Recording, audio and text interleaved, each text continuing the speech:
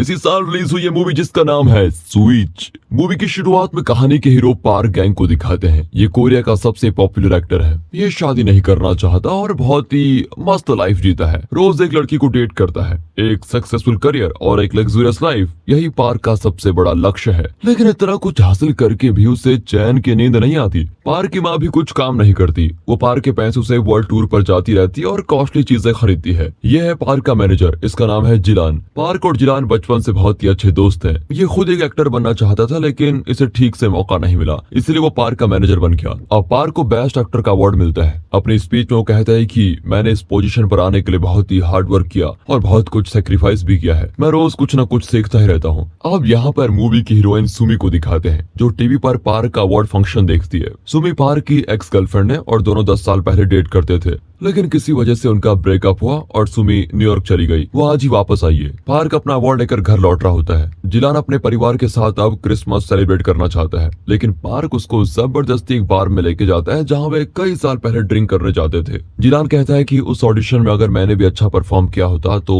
आज मैं भी तुम्हारे जैसा बड़ा एक्टर होता। खैर छोड़ो, लेकिन तुमने सुमी से ब्रेकअप ना किया होता तो आज तुम दोनों का परिवार होता, बच्चे होते, तुम दोनों बहुत खुश रहते। सुमी आज ही वापस आई है। ये सुनकर पार्क को याद आता है कि 10 साल पहले उसने अपने एक्टिंग करियर के लिए सुमी को कैसे ठुकरा दिया था, इसलिए सुमी न्यूयॉर्क चली गई थी। ये दोनों ड्रिंक्स करके बाहर आते हैं तो जिलान पार्क को एक टैक्सी में चढ़ाकर अपने घर चलाता है। टैक्सी ड्राइवर बहुत ही खुश होता है कि पार्क जैसा बड़ा एक्टर उसकी टैक्सी में आया है। वो पूछता है कि सर आपके पास सब कुछ है, मतलब आप बहुत ही खुश रहते होंगे, है ना? अब पार्क मायूस होकर जवाब देता है कि ऐसा नहीं है मेरे दोस्त, मुझे तो रातों की नींद तक नसीब नहीं होती। नींद आने के लिए मुझे ट्रीटमेंट लेना पड़ता है। सर तो क्या आपको अपनी लाइफ पसंद नहीं है? अगर अचानक आपकी लाइफ बदल जाए तो आप उसे मेरा क्रिसमस गिफ्ट समझ लेना, ठीक है? पार्क को उसकी बातें एकदम बेहुदा लगती है। अगली सुबह उसकी नींद खुलती है, लेकिन वो किसी और के घर में होता है और वो रात भर जमीन पे लेटा हुआ था। तभी 2 छोटे बच्चे पापा उठ गए करके चिल्लाते हुए उसके पास आ जाते हैं। पार्क अपना सर पकड़ लेता है कि ये बच्चे कौन है। तभी सुबह वहाँ पर आती है। ये कहाँ से आ गए भाई यहाँ? वो बाहर भागकर अपनी कार अनलॉक करता है, लेकिन ये क्या?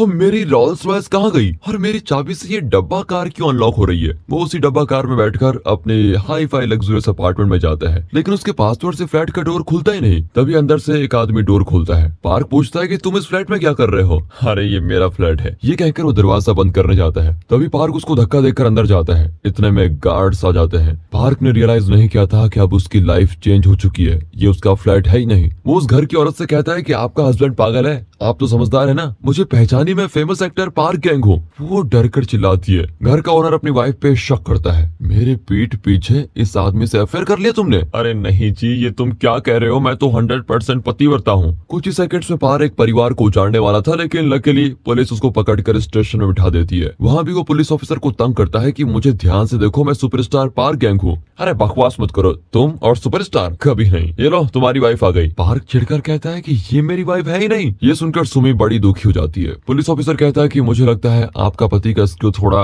ढीला है, वो खुद को बहुत ही बड़ा एक्टर समझ रहा है। सुमी कहती है कि वो बड़ा एक्टर ना सही, टीवी सीरियल में छोटे मोटे रोल तो कर ही लेता है। पार्क की बातों से सुमी बहुत हर्ट हो जाती है और तभी पार्क एक टैक्सी को देखता है। उसे वो कल रात वाली बात याद आती है। उसे टैक्सी ड्राइवर पर बहुत गुस्सा आता है कि उसने मेरी लाइफ में क्या चेंज कर दिया है। उसने क्रिसमस गिफ्ट के तौर पर मुझे सुमी से मिलवा दिया। ये सोचकर वो कार में बैठ जाता है। घर के पास जाकर वो सुमी से बात करता है, लेकिन सुमी गुस्से में घर के अंदर चली जाती है। फिर उसकी बेटी बाहर आती है। यहाँ तो ऐसा गोलमाल हुआ है कि पार्क अपने बच्चों के नाम तक नहीं जानता। सुनो बेबी, मेरे सर पे चोट लगने की वजह से मेरी याददाश्त खो गई है। तुम अपना और अपने भाई का नाम बताओगी जरा?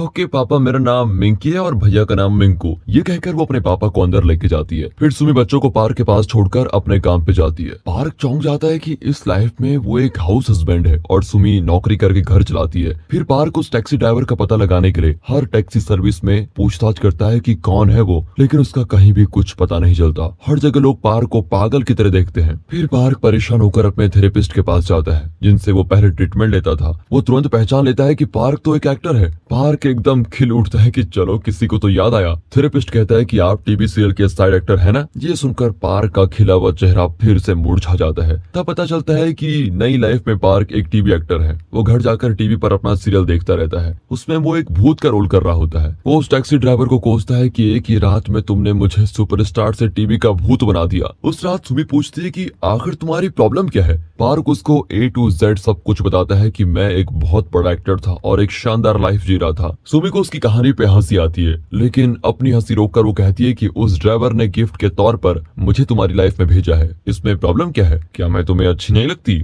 रात को सुमी उसके पास आकर सो जाती है। अब पार्क को सुमी के साथ बिताए हुए वो पल याद आते हैं और वो सुमी को टच करने जाता है, लेकिन तब शेरनी की दहाड़ सुनाई देती है। अरे ये तो खर्राटे मारकर सो रही है। ऐसी ही सुबह हो जाती है। दोनों बच्चे आकर उनके ऊपर लेट जाते हैं। मिंकी उसे बाल बनाने को कहती है तो मिंकू ड्रेस पहनाने को। इनका काम करते करते पार्क बहुत थक जाता है। अब पार्क एक टीवी सीरियल में एक्ट करने जाता है। उसे 5 सेकंड का एक छोटा सा रोल मिलता है। छोटे से रोल में मैं खुद को प्रूव करूंगा, ये सोचकर वो बहुत ही शानदार एक्टिंग करता है, लेकिन डायरेक्टर कहता है कि इस छोटे से रोल में ओवर एक्टिंग करोगे तो हीरो क्या करेगा बेटा, अपने दायरे में रहो, समझे? ये कहकर वो पार्क की इंसल्ट ही कर देता है। फिर वो दुखी होकर एक मूवी देखने जाता है, पर उस मूवी का हीरो जिलान है। पता चलता है कि आज कोरिया में यही टॉप का एक्टर है। भगवान की लीला भी अजीब है। ये सोचकर वो जिलान से मिलने जाता है। इतना बड़ा एक्टर होने के बावजूद जिलान बड़े प्यार से पार्क से मिलता है। दोनों एक रेस्टोरेंट जाकर अपनी पुरानी यादें ताजा करते हैं। जिलान बताता है कि 10 साल पहले हम दोनों एक ऑडिशन देने गए थे, लेकिन तुम बीच में ही एयरपोर्ट चले गए क्योंकि तुम्हारी गर्लफ्रेंड सुमी न्यूयॉर्क जाने वाली थी। तुम तो उसको लेने के लिए ऑडिशन छोड़कर एयरपोर्ट ही चले गए, इसलिए डायरेक्टर ने मुझे सिलेक्ट कर लिया और आज मैं इतना बड़ा एक्टर बन गया हूँ। लेकिन यार, बड़ा होने से क्या होता है? मेरी कोई फैमिली तो है नहीं जिनके साथ मैं अपनी खुशी और गम बांट सकूं।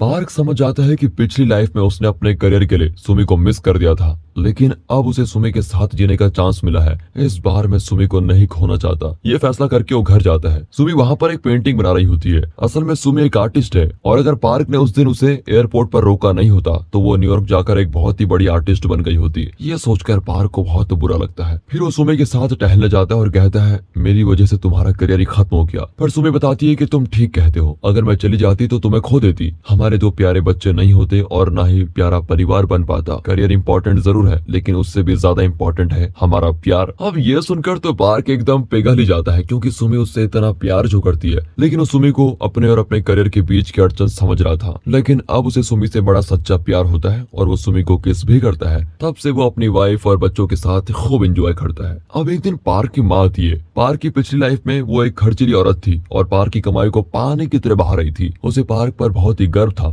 लेकिन इस लाइफ में वो पार्क को ताना मारती है कि तुम ढंग की नौकरी क्यों नहीं करते, क्या जिंदगी भर टीवी का भूत बन के रहोगे? पार्क बताता है कि मैं टीवी सीरियल छोड़ने वाला हूँ और बड़े बड़े स्टूडियोज के लिए ऑडिशन देने के लिए तैयारी कर रहा हूँ। उसकी माँ को उसकी कोई भी बात कन्विंस नहीं करती। वो थोड़े पैसे देकर कहती है कि तुम्हारे पापा की बरसी है, उन्हें श्रद्धांजलि देना मत भूलना बेटा। पार्क को बड़ा अजीब लगता है, क्योंकि बचपन में उसके पापा उसके साथ वक्त नहीं बिताते थे, हमेशा काम में बिजी रहते थे। अगले दिन वो परिवार के साथ कब्रिस्तान जाता है, लेकिन पापा की कब्र पर नहीं जाना चाहता। अब बच्चे पूछते हैं तो सुमी उनको बताती है कि देखो, तुम्हारे पापा अगर तुम्हारे दादाजी की कब्र पर जाएंगे तो उन्हें बहुत ही दुख होगा, इसलिए वो नहीं जाना चाहते। बच्चे दादाजी की कब्र पर फूल रखने जाते हैं। अब अगले सीन में पार्क एक ऑडिशन देता है। उसकी परफॉर्मेंस सबसे बेहतरीन होती है, लेकिन वहाँ के लोग उसके टैलेंट को देखने के बजाय ये प्लान बनाते हैं कि पार्क के जरिए वे जिलान को अपनी मूवी में एक्ट करवाने के लिए कन्विंस करेंगे। ये जानकर पार्क को बहुत ही गुस्सा आता है कि टैलेंट की कदर नहीं है। जिलान उसको दिलासा देता है कि फिक्र मत करो, अगली बार तुम्हें किसी अच्छे डायरेक्टर का ऑडिशन दिलाऊंगा, लेकिन अपने परिवार के लिए तो तुम्हें कोई नौकरी करनी ही पड़ेगी, तुम मेरे मैनेजर बन जाओ। अब ये सुनकर तो पार्क बड़ा गुस्सा हो जाता है और वहाँ से चला जाता है। फिर अगले दिन पार्क बच्चों को खेलने लेके जाता है। खेलते वक्त मिंकू नीचे गिरता है। पार्क को बच्चों से उतना लगाव नहीं था, क्योंकि उसके लिए दोनों अजनबी जैसे हैं, लेकिन आज मिंकू को गिरते हुए देखकर वो तड़प उठता है और तुरंत उसको उठाकर हॉस्पिटल भागता है। जब सुमी आती है तो उसने एक सुपरमार्केट का स्टाफ यूनिफॉर्म पहना होता है। पार्क रियलाइज करता है कि सुमी तो एक आर्ट टीचर है, लेकिन घर का खर्चा चलाने के लिए उसे सुपरमार्केट में पार्ट टाइम जॉब करनी पड़ रही है। सुमी ने आज तक पार्क से बात छुपाई, क्योंकि वो पार्क पर दबाव नहीं देना चाहती थी। उसे पार्क के सपनों की कदर थी। अब पार्क से रहा नहीं जाता और वो तुरंत जिलान के पास जाकर कहता है कि प्लीज मुझे अपना मैनेजर रख लो। जिलान एक अच्छा एक्टर ही नहीं, अच्छा दोस्त भी है। वो पार्क को बहुत ही अच्छी सैलरी देता है। बदले में पार्क भी जिलान के लिए अच्छे अच्छे स्क्रिप्ट्स को सिलेक्ट करता है। पार्क की मदद से जिलान की परफॉर्मेंस में अब 4 चांद लग जाते हैं। पार्क और उसके परिवार की सिचुएशन धीरे धीरे बेहतर होने लग जाती है। वो अपनी फैमिली को बहुत सारा टाइम दे पाता है और चारों मस्त एंजॉय करने लग जाते हैं। वक्त बीतता है और जिलान एक बड़ी ड्रामा सीरीज में हीरो का रोल करने लग जाता है, लेकिन उसके फ्रेंड का कैरेक्टर जिस एक्टर को दिया गया था वो आखिरी वक्त पर अपना कॉल शीट कैंसिल कर देता है। अब डायरेक्टर बड़ी टेंशन में होता है कि ये रोल किसको दे।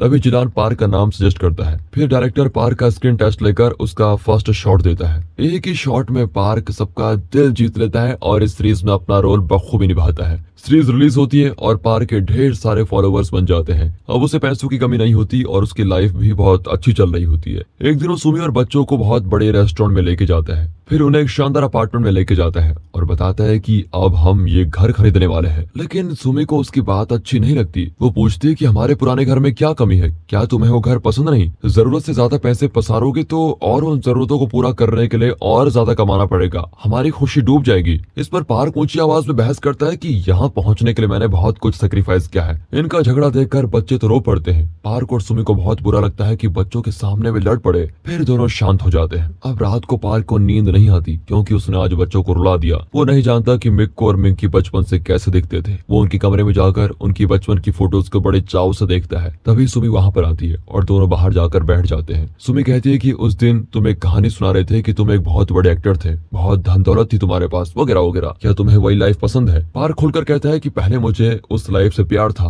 लेकिन जिस दिन मैंने तुम्हारे साथ हमारे बच्चों के साथ रहना शुरू किया तब से मुझे तुमसे और बच्चों से बहुत प्यार हो गया है। उस लाइफ में मेरे पास सब कुछ था, लेकिन मेरे पास एक फैमिली नहीं थी, मेरे पास प्यार नहीं था। मैंने कभी पीसफुल रहना सीखा ही नहीं, लेकिन अब देखो ना, मैं चैन से जी रहा हूँ। मेरे लिए तुम ही सब कुछ हो। उसकी इमोशनल बातें सुनकर सुमी खर्राटे भरकर सो जाती है। फिर क्या था, अगले दिन पार्क बच्चों के साथ मस्ती करने लगता है। जिलान और पार्क का सीरीज भी लगभग खत्म हो चुका है और पार्क ने अपने लिए एक अलग ही पहचान बना ली है। फाइनल एपिसोड के एंड में पार्क एक शानदार स्पीच भी देता है। यहाँ सुमी और बच्चे उसे फोन पर देखकर बहुत खुश होते हैं। उस सीरीज को कई अवार्ड्स मिलते हैं। बेस्ट एक्टर का अवार्ड जिलान को दिया जाता है। पार्क की पिछली लाइफ में उसको ये अवार्ड मिला था। उस दिन पार्क ने अपने अवार्ड स्पीच में सिर्फ अपनी मेहनत और अपने सेक्रीफाइस के बारे में कहा था, लेकिन आज जिलान ये अवार्ड जीतकर कहता है कि मेरे दोस्त पार्क की मदद के बिना मुझे ये अवार्ड नहीं मिला होता। मैंने उसे अपना मैनेजर बनाया था, लेकिन उसने मेरे लिए नौकरी नहीं की बल्कि दोस्ती निभाई। उसने मुझे अच्छे से अच्छे स्क्रिप्ट को सेलेक्ट करके दिया, एक्टिंग के टिप्स दिए। इस तरह वो पार्क के बारे में बहुत कुछ कहता है। पार्क की आंखें तो भर आती है। फंक्शन के बाद दोनों कार में लौट रहे होते हैं। पार्क बताता है कि अगर मैं तुम्हारी जगह होता तो सिर्फ अपने काम के बारे में बताता, लेकिन तुम सच में ग्रेट हो यार। इस बार जिलान कहता है कि हमें उस पुराने बार में जाना चाहिए जहां हम कई साल पहले जाते थे। वहां ड्रिंक करते हुए जिलान पूछता है कि इस सीरीज के डायरेक्टर ने तुम्हें अपनी अगली सीरीज का मेन रोल ऑफर किया है, पर तुमने इनकार क्यों कर दिया? पार्क बताता है कि उस रोल के लिए मुझे कई महीने फॉरेन में शूटिंग करनी पड़ेगी और मैं एक दिन के लिए भी अपनी फैमिली से दूर नहीं रह सकता यार। वही मेरे लिए सब कुछ है, सबसे ज्यादा इंपॉर्टेंट है। जिलान कहता है कि इस बात पर तो मैं तुमसे बहुत जेलस फील करता हूँ। मुझे भी तुम्हारी जैसी लाइफ जीनी है, मैं भी एक परिवार चाहता हूँ। इस तरह एक दूसरे की प्रशंसा करते हुए वे ड्रिंक्स करके बाहर आते हैं। जिलान को एक टैक्सी में बिठाकर पार्क दूसरी टैक्सी में घर की ओर निकलता है। तब सुमी और बच्चे वीडियो कॉल पे कहते हैं कि जल्दी आ जाओ और बच्चे उसे अच्छा सा गिफ्ट लाने को कहते हैं। गिफ्ट? वो तो मैं भूल गया। सुमी कहती है कि तुम फिक्र मत करो, मैंने खुद ही इन शैतानों को गिफ्ट खरीद कर दे दिया है, तुम बस जल्दी आ जाओ। ये कहकर वे कॉल कट कर देते हैं। अगले ही सेकंड टैक्सी ड्राइवर पूछता है कि मेरा ये गिफ्ट तुम्हें कैसे लगा, पसंद आया कि नहीं? ये सुनकर तो पार्क एकदम शॉकिंग रिएक्शन देता है। तो ये वही ड्राइवर है जिसने मुझे ये लाइफ गिफ्ट दी है। ड्राइवर कहता है कि तुम्हारी पुरानी लाइफ में लौटने का समय आ गया है। पार्क विनती करता है कि मैं इसी लाइफ में रहना चाहता हूँ, प्लीज अपनी हैप्पी फैमिली के साथ रहना चाहता हूँ। ड्राइवर कहता है कि मैंने भी काम के चक्कर में अपने बेटे के साथ टाइम बिताना जरूरी नहीं समझा, उसे मेरी जरूरत थी, ये भी मैं समझ नहीं सका। मैं तुम्हें यही बात समझाना चाहता था, इसलिए मैंने तुम्हें एक फैमिली लाइफ का एक्सपीरियंस गिफ्ट किया। अपनी फैमिली के साथ ये तुम्हारी आखिरी रात होगी। ये कहकर वो पार्क को उसके घर पर ड्रॉप करता है। अब पार्क को सूनापन घेर लेता है। घर जाते ही वो दोनों बच्चों को सीने से लगा लेता है। सभी बड़े खुश होते हैं, लेकिन पार्क रोता है क्योंकि कल सुबह उसकी लाइफ में ये सब कुछ नहीं होगा। सोने से पहले मिंकी कहती है कि पापा आज तो आपकी याददाश्त वापस आ गई है ना? हाँ बेबी, आज मुझे सब कुछ याद आ गया है, आई लव यू पापा कहकर वो सो जाती है। पार्क का तो दिल ही बैठ जाता है। सुमी उसको एक फोटो दिखाकर कहती है कि बचपन में तुम बिल्कुल मिंकू की तरह दिखते थे। तब हमें पता चलता है कि वो टैक्सी ड्राइवर पार्क के पापा ही थे। शायद उनकी आत्मा पार्क को उसके बचपन की खुशी लौटाना चाहती थी और वो पार्क को फैमिली की अहमियत बताना चाहते थे। रात को सुमी रोज की तरह उससे चिपक कर सो जाती है, लेकिन नींद में बड़बड़ाती है कि कल हम तुम्हारे फेवरेट रेस्टोरेंट में जाकर कुछ लंच करेंगे, ओके, लेकिन महंगा फूड ऑर्डर नहीं करेंगे, समझे? पार्क की तो आंखें भर जाती हैं कि ऐसा कुछ भी नहीं होने वाला।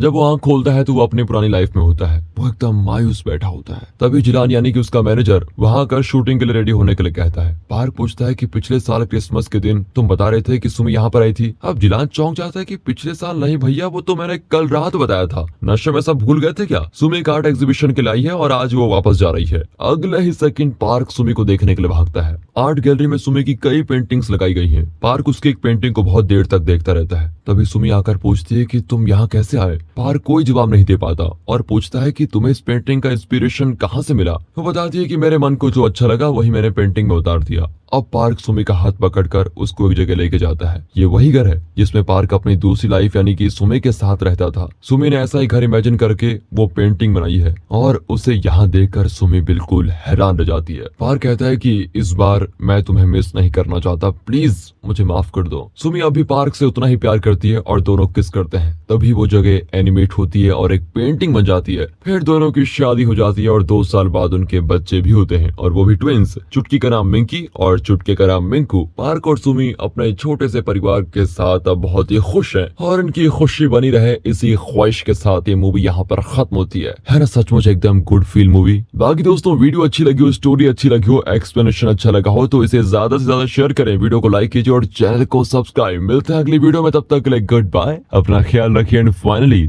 Thanks for watching.